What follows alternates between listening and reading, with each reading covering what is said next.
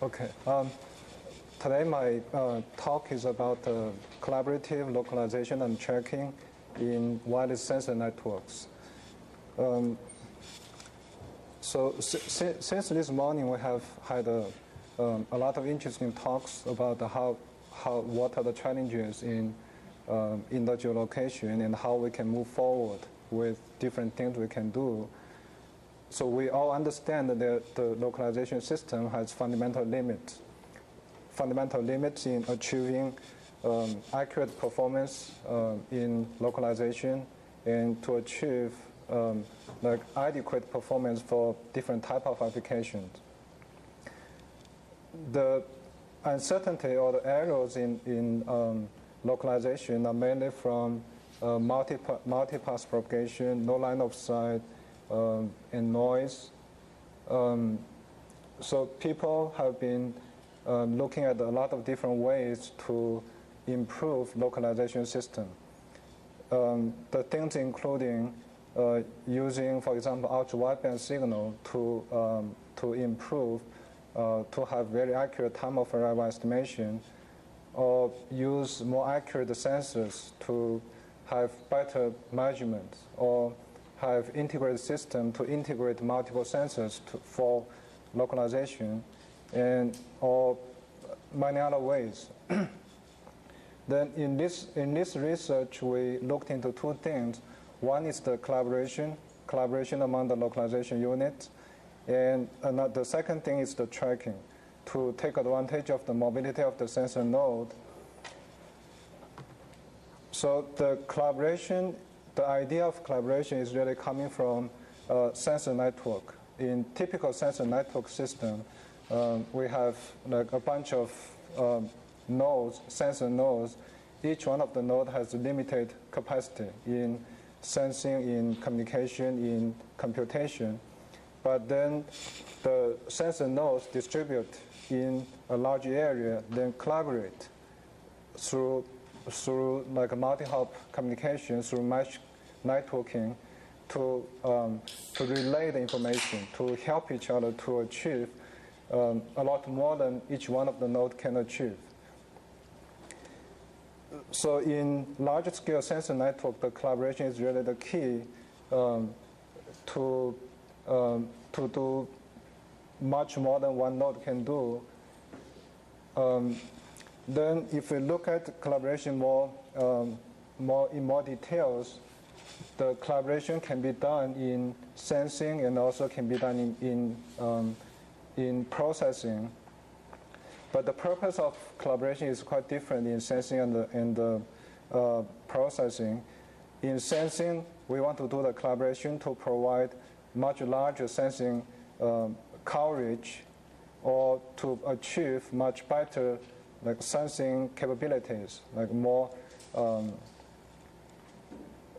Then the collaboration is done to exploit diversities among the sensor nodes. For example, for multiple sensing modality or redundancy in network system, or many other like system or environmental conditions.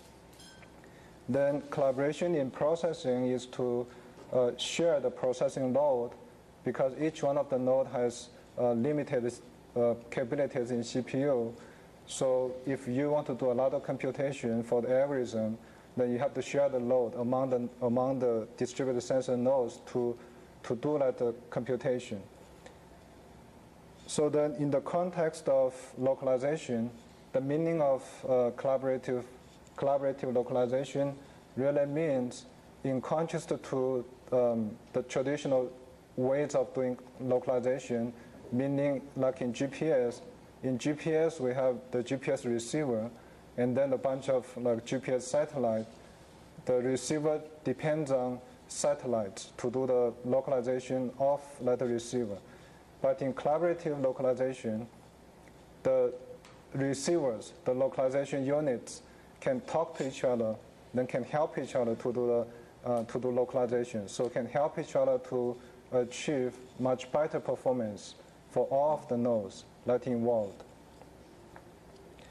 And then This makes it possible to solve or maybe improve some of the things that we encounter in localization systems. For example, one major challenge in localization system is the geometric conditioning, which means the performance or the accuracy of the localization depends on the geometry formed by the localization unit and the reference node. So that means at different, for example, inside this room, at different points, you may get a different performance. So that means the geometry is playing a major role. So, but by collaborating the nodes, so if we have several nodes in the room, then maybe one of the nodes has very bad reception of the signal, whatever signal that is, GPS or Wi-Fi or whatever signal. But there's a better chance other nodes in the room may have better reception of the signal, better performance for localization. So if the nodes can share that information, if the nodes can make a measurement between themselves, then we can make use of those information to help achieve much better performance for the whole system. So that's the basic idea of the collaborative localization. And then, another major thing that we can, major characteristics of the localization unit that we can take advantage of is the mobility of the node. In a lot of applications, the target or the localization unit is on the move, it's moving. Then as it moves, just similar to like a multiple sensor in the same room, so if the node moves, maybe at one point the reception of the signal is very poor, but maybe next moment the reception becomes good. And then on top of that, by taking measurements in sequential, so you get a sequence of like time, a sequence of measurements that are correlated through the motion. So we can take advantage of this by doing tracking. And then, so we put this collaboration and tracking together. We have this something we call it collaborative multi-sensor tracking. So we want to do multi-sensor, multiple mobile sensor tracking inside challenging indoor environment, inside the multipath environment. So the application scenario that I put on the slides is one for example, firefighters. And if you think about typical firefighter application scenario, when there's a fire, so firefighter comes in, so what may happen is the reference nodes, the well-calibrated, well-synchronized reference nodes has to be outside. Outside almost always on the fire trucks. It cannot go inside. Then firefighters take the mobile units, go inside, and the task is to locate those mobile units or the firefighters. So by placing the reference node outside building, we may well create dead spots inside the building because the signal has to penetrate inside from the reference node on the fire truck. It has to go inside the building. Then you have to penetrate several walls. So there's a larger chance there are many dead spots inside the building. But when several mobile units go inside, and if they can help each other, they can collaborate with each one of the nodes can act as a pseudo reference node for other nodes. So we are taking a pseudo reference node inside the building to where it's needed. And then, so the problem of collaborative multi-sensor tracking can be formulated nicely within Bayesian estimation framework, and it can be formulated as estimation problem to estimate both the states of the node, including position and maybe velocity of the node. and we want to estimate multiple sensor nodes at the same time, and by taking advantage of the measurements between the nodes. So in traditional ways of localization, the localization units only make use of the measurements from the node and the reference node. The measurements between the mobile units are not used in traditional ways of localization. But in here, we do peer measurements. Among the peer units, we do measurements for example, for ranging, time of arrival, received signal strength. Those all can be measured between the mobile units. And this information is added information that can be used to improve the localization performance. So this is one of the one example that we did simulation. So in here we have 4 reference nodes outside on the boundary, 4 reference nodes, and then 4 mobile units going inside. It's moving inside, it's building. And the models, the channel models we used is for multipass channel. Then the 5th and 6th, so in total we have 6 sensor nodes, 4 are mobile, 2 are stationary. The stationary sensor node can be thought of as some units the firefighter can take and drop it along the way, because if you can place some of the nodes along the way, then that can be part of this estimation problem too. So that can also help to work together with other nodes, other mobile nodes. Then we are very interested in finding out, like, quantitatively how much we can gain from collaboration, how much we can gain from tracking by taking advantage of the mobility. So we derived performance lower bounds for localization, traditional ways of localization. It's criminal lower bound, and then for tracking, there's a similar thing which is called the posterior criminal lower bound. So we derived all those and compare the performance lower bound for 4 different ways of doing localization and tracking.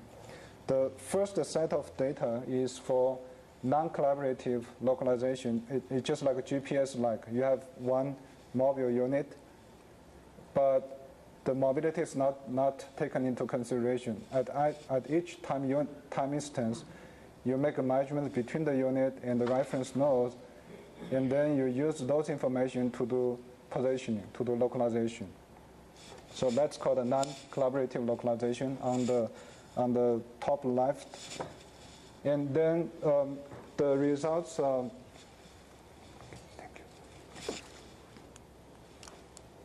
So this bunch of results is for non-collaborative localization, and then different trace of results is for different sensor nodes. We have six sensor nodes, and then we can see for 2 stationary ones, they stay at the same location, so the performance doesn't change over time.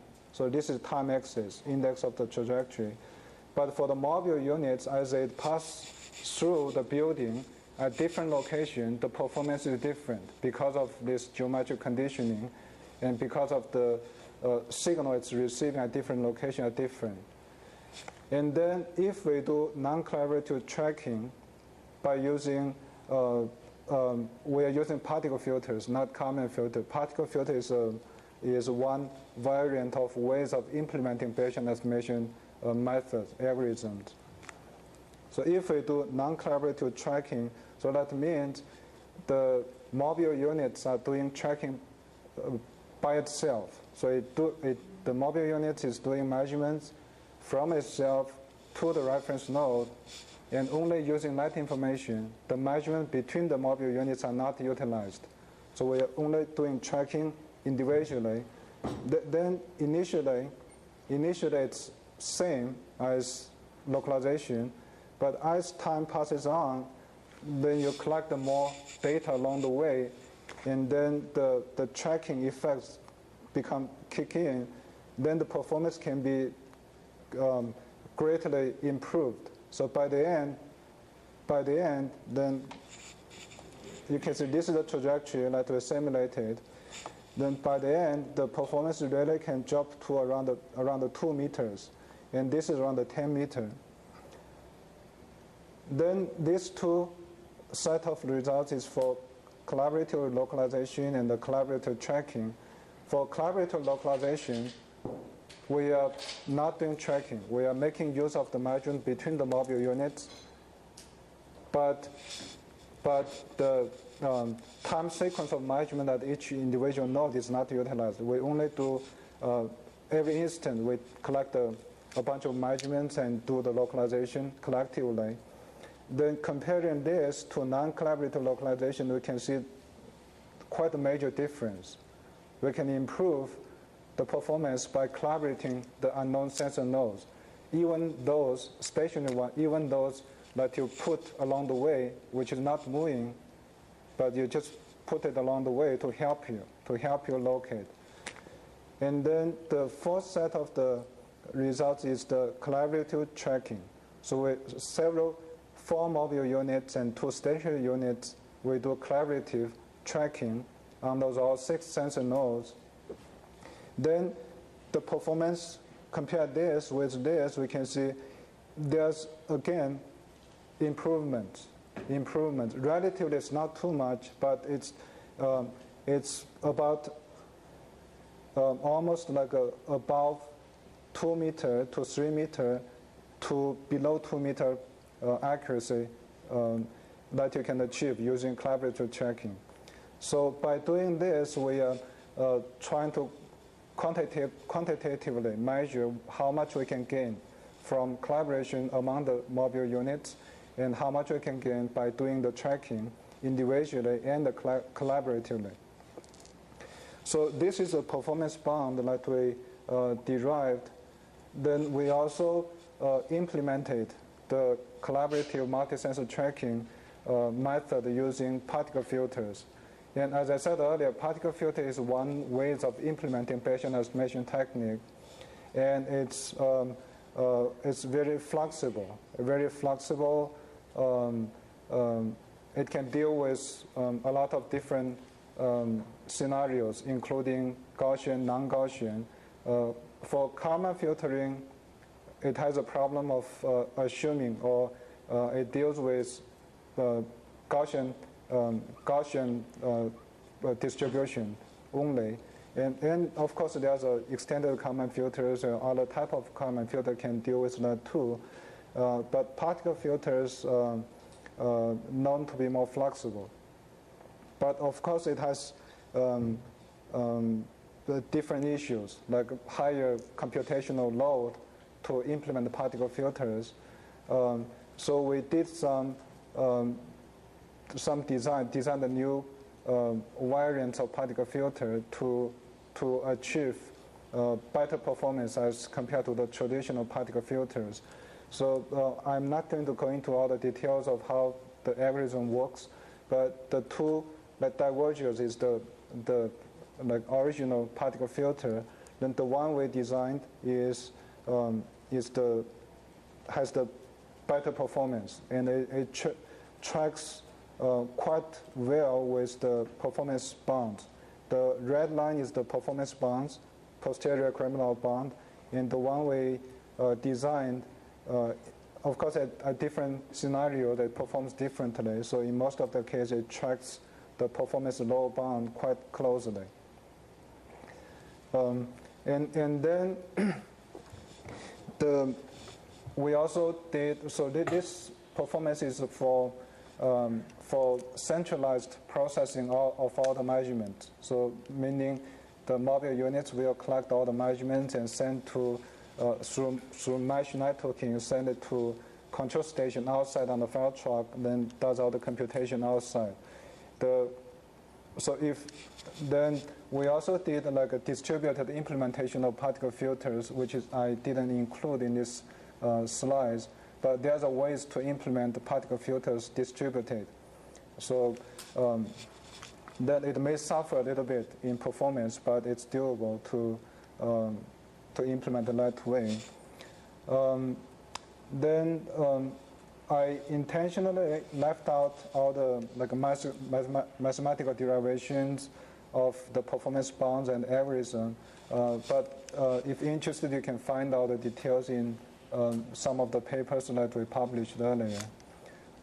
So that concludes my talk.